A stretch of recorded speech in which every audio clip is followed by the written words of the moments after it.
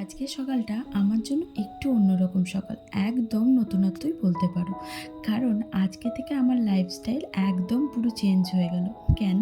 ভিডিওটা দেখো, দেখলেই তোমরা বুঝতে পারবে।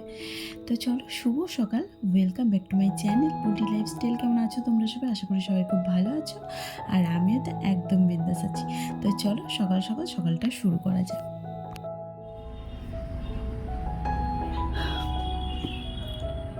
শুভ সকাল বন্ধুরা, আজকে থেকে আবার নতুন একটা জীবন আমার শুরু। সেটা হচ্ছে মিঠাহীন জীবন, মানে মিষ্টি ছাড়া জীবন।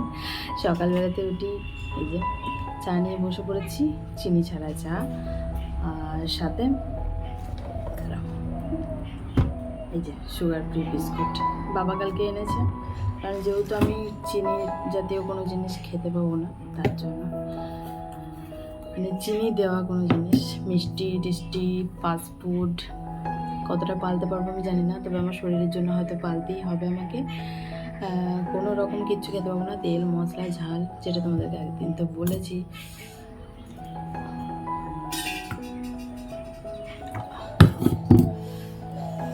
একদম সেই চিনি ছাড়া চা, কি বলবো, আর খাইনি কোনোদিন, এক্সপিরিয়েন্স জানি না কেমন। দেখি সুগার ফ্রি বিস্কুট খেতে খুব ভালো লাগে। এটা পার্লারে খাই আমি, দেখেছো পার্লারে ওই কাকুর সুগার আছে, তার জন্য আমার সুগার নেই, আমার ফ্যাটি লিভার হয়েছে। তো এবার যাই খাবারকে ফ্যাট ধরে নেবে, তাই একটু অ্যাভয়েড করে 6 মাস পর্যন্ত চলতে বলেছে। ওই ওষুধটা যেহেতু চলবে, তাই ওষুধের গুণাগুণটা না হলে পাবো না। যদি আমি কন্টিনিউ যদি মিষ্টি খাই, ফ্যাট খাই, মানে ফ্যাট বলতে ফাস্টফুড খাই, তাহলে ওষুধের গুণাগুণটা পাবো না।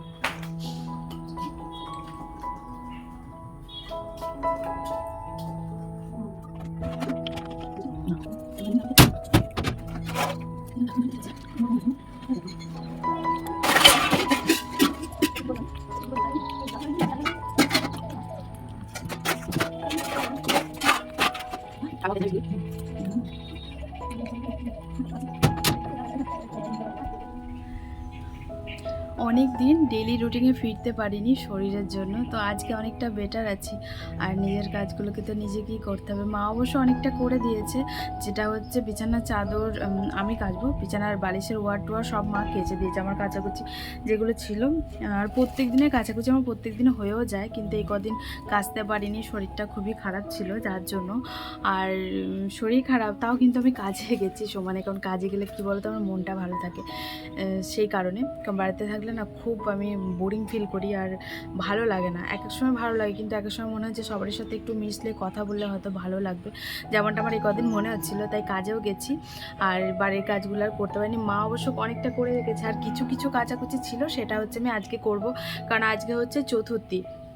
আর পঞ্চমী পুজো নিয়ে অবশ্য আমার এইবারটা খুব একটা আমার উৎসাহ নেই, সত্যি বলতে আমার ভালোই লাগছে না, কেন জানি না, হয়তো শরীরের অবস্থা খারাপ নাকি অন্য কিছুর জন্য আমি জানি না, তবে আমার ভালো লাগছে না এবার পুজো।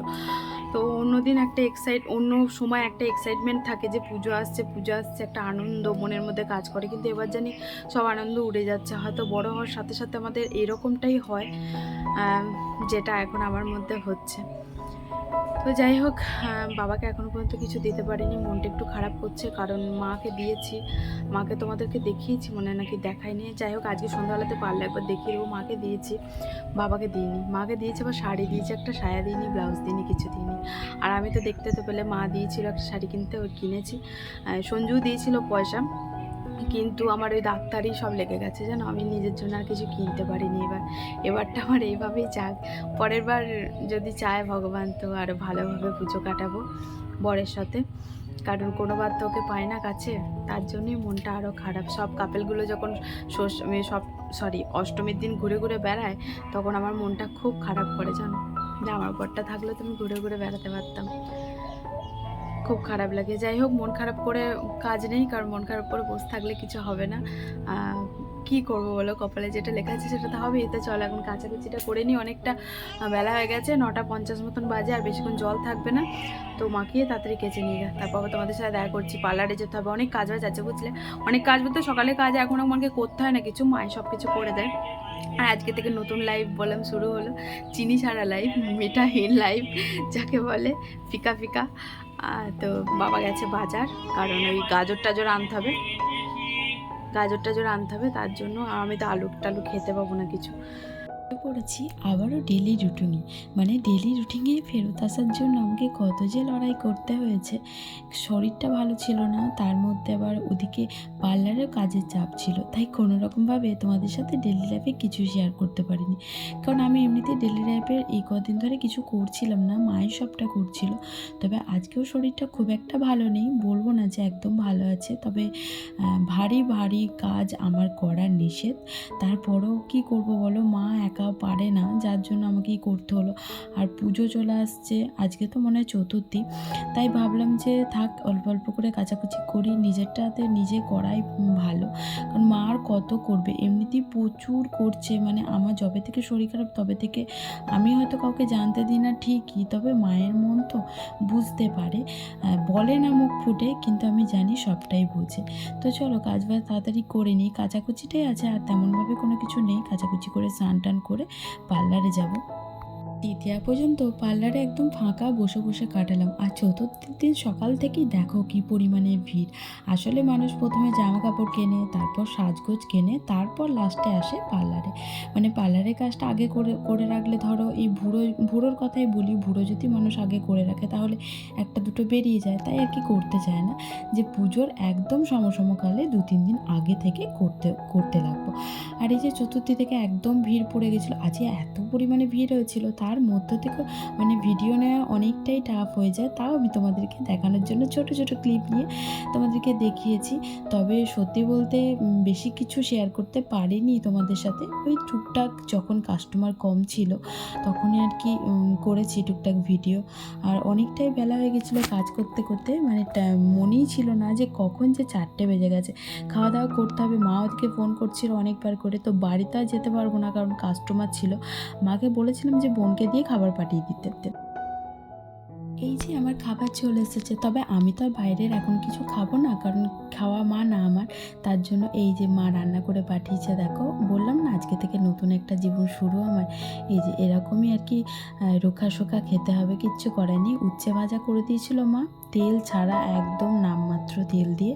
আর এদিকে করে দিয়েছিল 2 পিস মাংস দিয়ে একটু স্যুপ টাইপের সবজি, মানে ওই আদা রসুন সব কিছুই ছাড়া আর কি, শুধু হলুদ দিয়ে মা সিদ্ধ করেছে।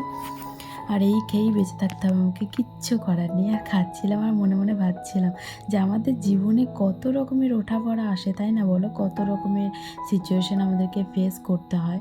তো সত্যি কথা বলতে মানুষ বলেই সব কিছু পারে, তাই না বলো। দেখো আমি কোনো দিন ভেবেছি যে আমাকে এরকম কিছু খেতে হবে, কিন্তু আজ আমাকে খেতে হচ্ছে। তাই কোনো কিছু নেই বেশি অহংকার করাটা ঠিক না, অহংকারের পতন কিন্তু হয়ে যায়।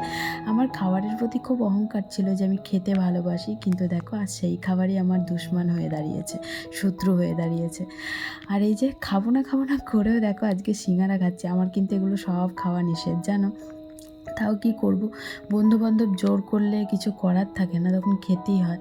তবে সারাদিনটা পালার পর সন্ধ্যাবেলাটা সত্যি আর পারলাম না, ওই একটা সিঙ্গারা খেলাম। তবে প্রমিস করছি আর খাবো না, যতদিন না আমি ঠিক হচ্ছি ততদিন আর কি। তো এই দেখো সন্ধ্যাবেলায় এখন কাস্টমার প্রচুর ছিল, এখন 7টা মতন বাজে, আর কাজ করতে করতে পুরো একদম হাঁপিয়ে যাচ্ছে। আর কাজের মাঝখানে তোমাদের সাথে টুকটুক করে একটু করে দেখা করে যাচ্ছি। কি করব তাই না, মন ভালো করতে তো তোমাদের সাথে দেখা করতে হবেই।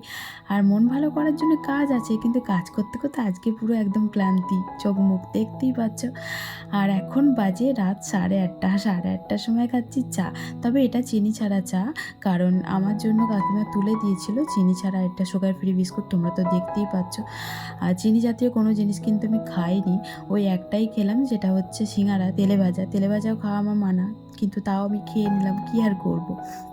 আর এই যে দেখো প্রচুর কাজ করতে করতে হাঁপিয়ে গেছি, পায়েটায় প্রচণ্ড ব্যথা করছিল, শরীরটা তো তেমন খুব একটা ভালো নেই, তার জন্য কাকলিদি আমাকে একটু হেল্প করে দিল। আর এই মানুষগুলো আছে বলে সত্যিই আমি একটুখানি জোর পাই, না হলে যে কি হতো আমি নিজেও জানি না।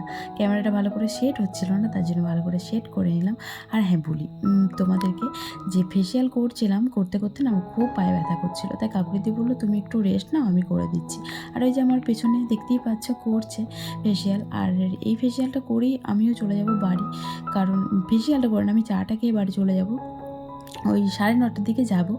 এখন ওই 9:45 এরকমই বাজবে। এখনও কতগুলো কাজ আছে, ওগুলো সারবো। সারার পরেই বাড়ি চলে যাব, কারণ ভালো লাগছে না, শরীরটা খুব ক্লান্ত লাগছে, খারাপ করছে। আর চায়ের সাথে না অনেক কটা বিস্কুট খেয়ে নিয়েছি আমি। কেন বলো তো? কারণ প্রচণ্ড খিদে পেয়েছিলো। সে দুপুরে ধরো ওই 1 কাপ মতন ভাত খেয়েছি। মানে আমার বেশি খাওয়াও নিষেধ, অল্প আধটু খেতে হবে আমাকে ভাত টাত। আবার সবজিও ধরো ওই সবজি ওই সব দিয়ে কি আর ভাত খাওয়া যায় বলো? কিন্তু কী করব, রোগের দায়ে খেতে হচ্ছে, কিচ্ছু করার নেই। কারণ সত্যি আমি কোনোদিন ভাবিনি যে আমার এরকম পরিস্থিতি আসবে যে আমাকে ওইসব দিয়ে ভাত খেতে হবে। তবে হ্যাঁ, স্যুপ জাতীয় কিছু ভালো লাগে, তবে ওই দিয়ে ভাত খাওয়া মানে কতটা কষ্টকর বলো তো? তো চলো আর ওয়েট করব না, এবার চলে যাব বাড়ি। অনেকটা টাইম হয়ে গেছে, প্রায় 10:45 বাজতে চললো। তো চলে এসেছি বাড়ি, আর বাড়ি এসে এখন ওই 10টা 10-15 ওরকমই হবে। আর খাওয়া দাওয়া করে নেবো। ওই যে দুপুরে যেটা খেয়েছিলাম ওইটাই আর কি রাতেও আমার লাঞ্চ, মানে সরি ডিনার। তো চলো আজকের মতন এখানেই এন্ড করছি ভিডিওটা। আর এই যে মা দেখো বিছানা টিছানা সব পেরে দিয়েছে, জানে আমার মেয়েটার শরীর খারাপ, তার মধ্যে আবার সারাদিন কাজ করছে, দাঁড়িয়ে দাঁড়িয়ে কষ্ট হবে, তার জন্য মাগুলো সত্যিই কি অসাধারণ হয়, তাই না?